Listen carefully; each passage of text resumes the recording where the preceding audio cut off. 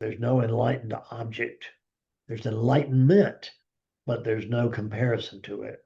There's no opposite.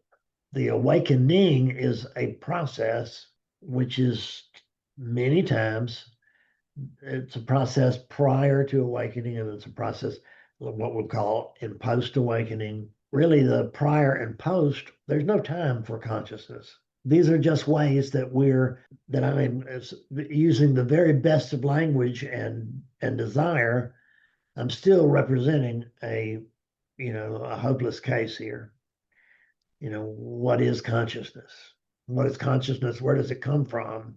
I don't even know what that means in relationship to consciousness. Does it come? Does it go? Or is it always here? What we can say is that attention is not always here. And that attention it's the sense of being. Because it feels like I am being, and right now it feels like I'm being in a room with a dozen friends and a bunch of books and statues and pictures and stuff. But the truth is I am both everything and no thing, and anything in between, which would be like a human being. See, as long as I have no existence on my own, I am nothingness. I am no thingness. I am not a thing. I'm not if you remember from studying your grammar and stuff, there's subjects and verbs, right? At the most core level. That's the first thing they get you to diagram a sentence, as you'll come up with and point to the subject and the verb, and which is the action will be the verb part, but what it's happening to or with or for,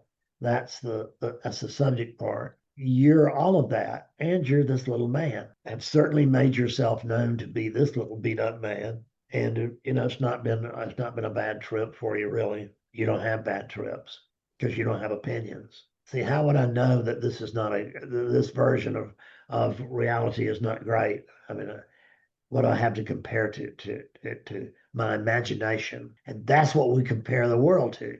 We see the world, we look at what is, but we don't care that much about what is. What we're really interested in is what we think about what is. And our thoughts occupy our time.